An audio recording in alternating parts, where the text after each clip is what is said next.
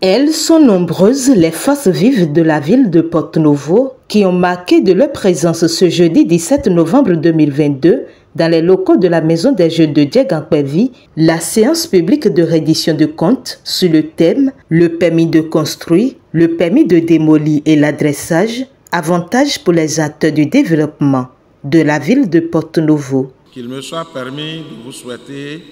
la bienvenue ici et vous remercier très sincèrement pour avoir consacré une partie de votre précieux temps à répondre à notre invitation. Mes remerciements vont tout particulièrement aux distingués conseillers de la ville de Porto-Novo qui ne ménagent aucun effort pour honorer de leur présence les manifestations qui concernent le développement de notre ville. Même si c'est de notre devoir qu'il s'agit, cette disponibilité renouvelée à maintes égards donne la preuve d'une dévotion de haute facture face aux questions de développement local.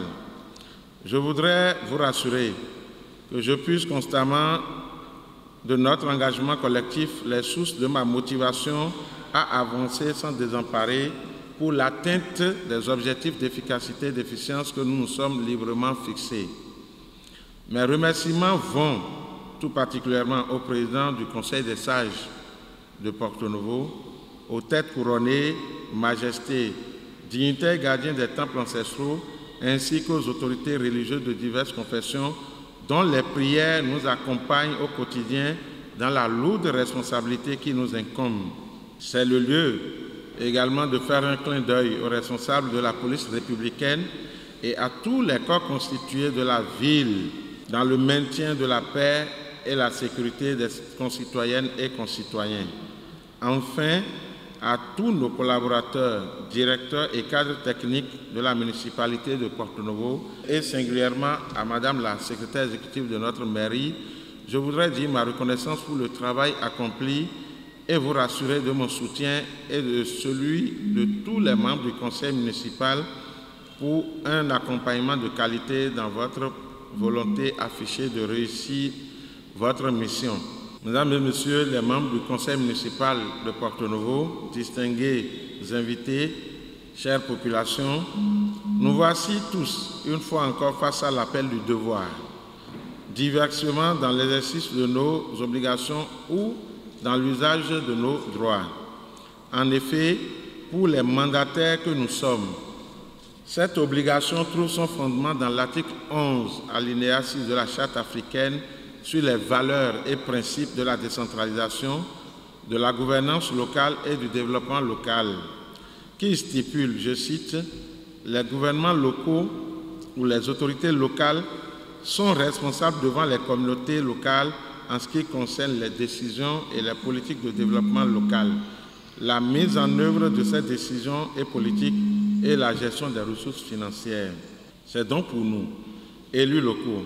l'occasion d'exprimer notre redevabilité à travers l'obligation de rendre compte et d'informer la population de notre ville sur les actions de développement engagées grâce aux ressources mises à notre disposition. À l'inverse, pour vous, chère population de la capitale, dans votre position de mandant, c'est le lieu de l'exercice de votre droit à l'information clairement énoncé dans l'article 9, alinéa 1 de la Charte africaine des droits de l'homme et des peuples, comme suit, je cite, « Toute personne a droit à l'information ». Avant de procéder à l'ouverture des travaux, le maire Chalmin Yankoti a partagé avec les populations quelques résultats et informations relatifs au recouvrement des recettes dans la ville au niveau de l'exécution du PAI à la date du 30 septembre 2022, à l'évolution du dossier de la construction de l'hôtel de ville et la validation du budget primitif exercice 2023 par le conseil municipal. En ce qui concerne l'état des finances de notre ville à la fin du mois de septembre 2022, il affiche un montant total de mobilisation de ressources propres fiscales qui s'élève à 369 360 873 contre une prévision de 959 615 207, soit un taux de 38,49%. Il s'agit des taxes fiscales. C'est le lieu de constater que malgré les efforts on a quelques difficultés dans la mobilisation des ressources fiscales. Ce résultat comparé à celui de 2021 à la même période affiche un gap négatif de 17 890 758 francs du fait de la non-distribution à temps des avis d'imposition TPS. Quant aux services équipements marchands, il se dégage une recette totale de 391 567 914 francs contre une prévision de 803 072 920 francs, soit un taux d'environ 49%. Ce résultat comparé à celui de 2021 à la même période présente une augmentation de 47 391 458 francs. Mais nous gardons la ferme assurance de faire beaucoup plus encore avant la fin de l'année. Pour les autres services du recouvrement, les recettes s'élèvent à 280 404 531 francs contre une prévision d'environ 470 millions, soit un taux de réalisation d'environ 61%.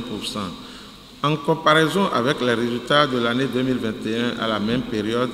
il se dégage un écart favorable de 20 603 197 francs. Au total, la ville de Porte-Nouveau a recouvré au 30 septembre 2022 la somme de 1 41 333 318 francs, représentant environ 32% des prévisions annuelles. À la date de 30 septembre 2022, le plan annuel d'investissement affiche un taux d'exécution prévisionnel de 85,63%, soit un taux de réalisation qui quand même nous honore. C'est dire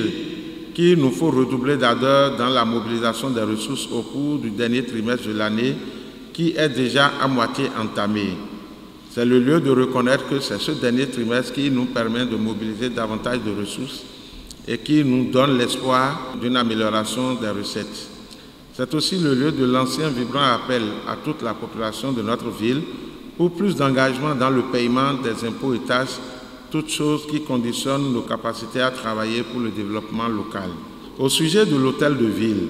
c'est le lieu de porter à votre connaissance que le site dédié à la construction de notre nouvel hôtel a été officiellement remis à la ville le 28 octobre 2020 par la police républicaine en présence des cadres du ministère du cadre de vie et du développement durable. Il reste que la mairie en fasse de même, également avec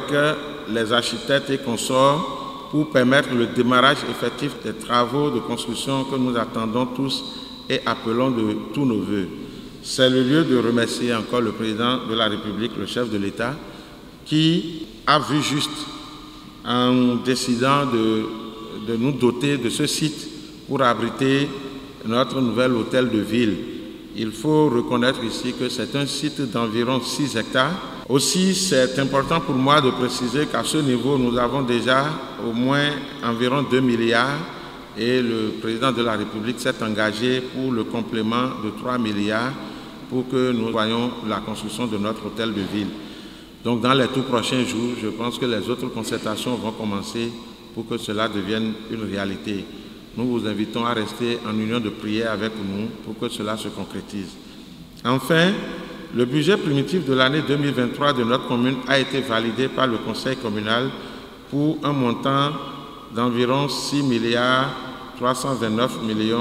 853 277 francs qui s'équilibre en recettes et en dépenses. Ce budget présente un gap négatif de 66 921 060 francs, soit une régression d'environ 1,50% par rapport à celui de l'année en cours, équilibré en recettes et en dépenses pour un montant total de 6 396 774 337 francs. C'est le lieu de dire que, en regardant notre budget et les mobilisations, il y a lieu de se poser des questions en termes d'objectivité, mais il faut mentionner que déjà dans ce budget, depuis l'année passée, nous avons déjà tenu compte des 2 milliards et quelques dont nous disposons actuellement. Donc, en voyant le montant du budget, c'est y compris les ressources disponibles déjà pour la construction de l'hôtel de ville, mais qui ne sont pas engagés. À la suite de ces éléments d'information, l'autorité communale a procédé à l'ouverture des travaux. De la séance, place fut ensuite faite au cadre technique de la mairie pour leur présentation, l'adressage, le point de mobilisation de recettes sur le permis de construire et le permis de démolir, les avantages qui découlent de ces permis afin de ne point subir les pénalités sont entre autres points sur lesquels les populations ont été informées, puis sensibilisées. Des préoccupations et discussions s'en sont suivies avec des éléments de réponse pour plus de compréhension afin d'atteindre l'objectif d'adhésion massive et libre du changement souhaité dans les déclarations des projets de construction et de démolition de bâtiments dans la ville de Porto Novo.